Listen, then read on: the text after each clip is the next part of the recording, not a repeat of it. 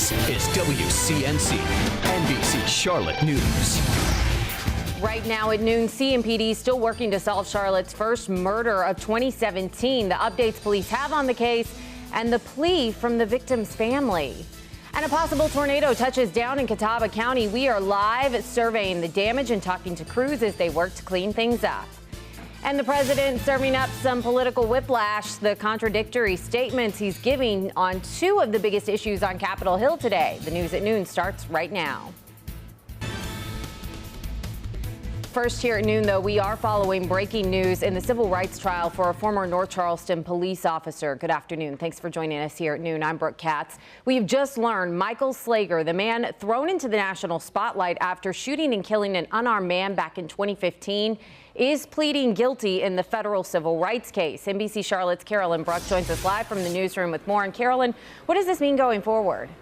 Okay, well, Brooke, according to a copy of this plea agreement, state prosecutors are dropping this pending murder charge against Slager. And this is, of course, all part of this plea deal. Slager was previously charged with murder and the killing of Walter Scott. That trial, which was at the state level, ended in a hung jury last year. Slager's federal civil rights trial was scheduled to start later this month. And, of course, we are working to get more details on this plea agreement, and we will have the very latest for you both on air and online, WCNC.com. Reporting in the newsroom, Carolyn Bruck, NBC Charlotte. Carolyn, thank you so much. Also developing a story here at noon. CMPD still working after months to solve Charlotte's first homicide of 2017. Today, officers came forward to give an update on the case as the family of Nate Rodriguez made a plea to the public. NBC Charlotte's Richard Devane live at CMPD headquarters. And Richard, what did the family have to say? They say, Carolyn, basically, they say, Brooke, basically that they still miss their loved one, Nate. They say they want anyone out there who knows anything to come forward, to step forward, to provide the family some sort of solace, some sort of closure for his murder. It was devastating. Something that there are no words to explain. A painful plea. Please, if you have any information, it doesn't matter how small or great you think it is, or maybe you feel it's not good enough or not enough, just call the detectives and let them know anything. For justice, for answers. Charlotte's first homicide of 2017. The pain cannot be explained. Nathan Rodriguez, known as Nate's family, has been agonizing over who would shoot and kill the 22-year-old just as the new year began. You're talking about a beautiful soul that had, as far as we know, no enemies. Investigators not saying much, only that Nate may have known his killer. So you never expect your child to go before you. But still no suspects named. That's why his family is here, asking the public to help find the person who stole him from them, leaving them behind, still wanting to know why. There is not a day that goes by that we don't feel the absence of him. And at about 1:30, the family plans to go back out to that apartment complex where Nate lived and hand out flyers, hoping to assist police in trying to somehow get the people responsible behind bars. To that end, the police have also announced a $5,000 reward for information that leads to the arrest of Nate's killers. We're live in Uptown. This is Richard Devane, NBC Charlotte. Richard, thank you. Crews across the Charlotte area out in full force this afternoon, cleaning up after yesterday's storms. The weather system that moved through caused power outages, flooding, even a possible tornado in Catawba County. We're going to have more on that in just a minute. But first up, we want to talk about your forecast today. Larry Sprinkle joining me right now. Very different story today than we saw yesterday. Whole different situation out there. Take a look at the picture from our camera down there in Rock Hill. Looking at a great view right there from the cotton factory, looking towards downtown Rock Hill. Not a cloud in the sky, no storm anywhere close to us. Just a beautiful day shaping up. Good time to spend some time outdoors. Humidity is low, very comfortable out there. 70 degrees at Rock Hill, a little bit cooler up in the high country. Boone checks in at 54 degrees. 60 at Salisbury, over at Albemarle, already 70 there. Here in Charlotte, we are at 70 degrees as we take you through the afternoon. Sunshine again with temperatures ranging into the mid-70s across the region. In fact, we stay into the mid-70s right through about 7 o'clock tonight. Nice and mild today, more of the same tomorrow, but we do have some changes for Thursday. Could we see some stormy weather then? And We'll hear about the weekend. A big cool down all the way. We'll check that and the 7-day forecast coming up in just a few minutes. Brooke? Larry, thank you. And back to that possible tornado in Catawba County. A survey crew with the National Weather Service just got to the Newton area where they're going to be working to figure out if a tornado did in fact touch down there last night. NBC Charlotte's Brandon Goldner is out there live. And Brandon, what are things looking like out there this afternoon?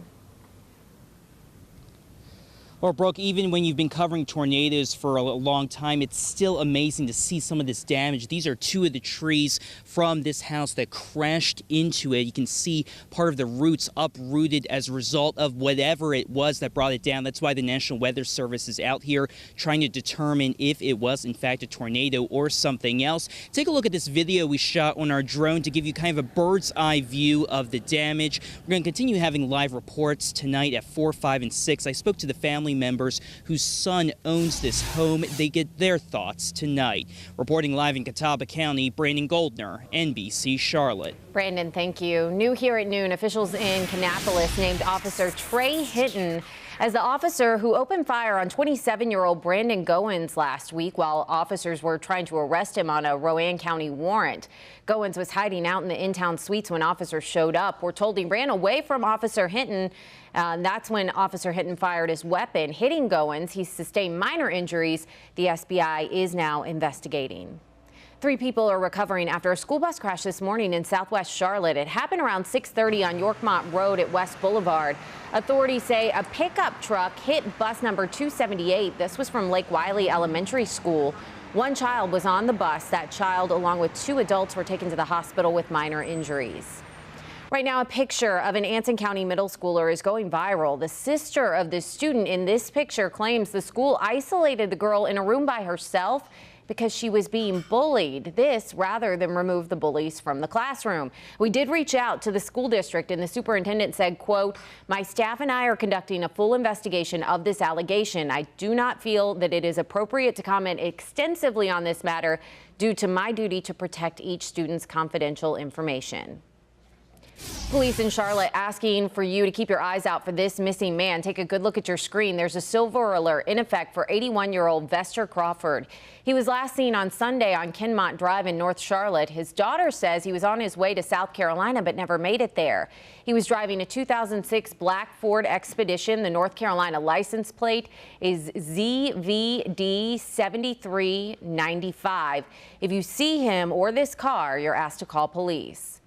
The mother of a teen charged with murder now facing charges herself. Police say Lakita Garrett yesterday, they arrested her. They say that she helped her son escape to Ohio after he allegedly murdered a girl in Mount Holly. 17-year-old Eric Combs is one of 2 people charged in the murder of 14-year-old Taylor Smith. Officials say Combs' mother took him to Ohio and told investigators she didn't know where he was. Combs eventually turned himself into police. Combs' mother is now being charged with accessory after the fact to a felony. New developments today about the controversial plan to change where hundreds of CMS students go to school. For the first time last night, parents faced off with school leaders to discuss details of the proposal. And as NBC Charlotte's Alex Shabad reports, not everyone came out of that meeting happy. Well, we talked to parents who actually disagreed about the plan itself, but they agreed about how the process was handled here last night, saying there wasn't enough time for questions. I think people are terrified. Parents like this raising questions about the quality of the new potential school. Sedgefield Middle in particular, from everything we can read, it's a D-F school. And at the same time, they also gave an unofficial grade to last night's meeting. I wish they could have spent a little bit more time talking about what parents want to hear, our opinions, and asking questions. That's in response to the new CMS reassignment plan impacting hundreds of students, specifically those at Dilworth Elementary and Alexander Graham, moving to Sedgefield schools. Taking us from what's a really good school at AG and switching, I want to hear a plan. I think this is a great proposal. A lot of times people are against change because of the unknown. But even some who supported the plan say school leaders should have answered more detailed questions. I thought it was going to be a little bit more of questions and answers. It just doesn't feel like they really want to hear our ideas. So moving forward, there will be 2 more public hearings before the school board takes a vote. In Charlotte, Alex Shabad, NBC Charlotte. Just in, Idlewild Elementary School has just been named the best magnet school in the country. That honor, given by Magnet Schools of America, comes with a $5,000 cash prize. Idlewild has more than 1,000 students with 40 countries represented and 24 different languages spoken at home.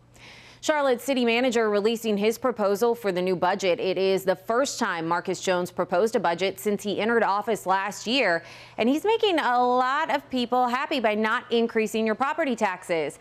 But he is suggesting a nearly $2 a month increase for water rates. He also recommended $6 million to pay for 62 more police officers, 25 civilian positions, and 18 firefighters. Jones also wants to raise the minimum wage, so the city's lowest paid employees will make $15 an hour. There will be a chance for the community to weigh in on this next week. The final vote set for June 12th. Meanwhile, Governor Roy Cooper is asking local leaders to support his budget plan for the state, which calls for more focus on education. The governor was in Charlotte yesterday talking about the importance for more funding for students from pre-K to college. He also wants to raise teacher pay. This education plan could also put an end to corporate taxes. President Trump causing some political whiplash of sorts after a series of interviews. He's weighing in on everything from North Korea to health care, and as NBC's Kristen Welker reports, at times contradicting other Republicans, even his top advisors. President Trump unleashing a strong warning Monday about the North Korean threat to the United States. So nobody's safe. We're probably not safe over here. If he gets the long-range missiles, we're not safe either. This after striking a different note during an interview with Bloomberg News, saying he would meet with the North Korean leader. If it would be appropriate for me to meet with him, I would be honored to do it. But just hours earlier, his own chief of staff said the exact opposite. I think the answer is probably not. And I don't see that happening. Under fire, Press Secretary Sean Spicer forced to explain why meeting with Kim Jong-un would be an honor. He is still the head of state, so it is sort of there's a diplomatic piece. Overnight, backlash from some of his fellow Republicans. What you do is you legitimize a person who is one of the really bad actors in the world. And the president surprised some of the officials within his own administration by inviting another brutal dictator to the White House, Philippines President Rodrigo Duterte. One key topic on the agenda, North Korea's recent provocations. That invitation despite wide condemnation of Duterte for executing thousands of drug suspects in his own country. Does the president have a thing with these totalitarian leaders? The president clearly, as I've said, understands the threat that North Korea poses. Those are the countries that can be helpful as we move forward to try to prevent the threat that they pose. But all of that outreach could send mixed signals around the world. He has an instinct that he is a great negotiator. He also seems to admire strength and power in other leaders inordinately without looking at the downsides of how they exercise that power. And it's not just foreign policy. The president created confusion about a key component of the Republicans' latest health care plan. Pre-existing conditions are in the bill, and I mandated. I said it has to be. But the bill isn't so definitive. It allows states to get waivers that would let insurers charge people with pre-existing conditions more for coverage. Still ahead, summer travel savings, how to get the best deal from the airlines. And your child's school lunches seeing another set of changes. What's going to be different starting this fall? But first, a surfer missing for more than 30 hours finally rescued. How he made it and how far from shore he was found. That's coming up next.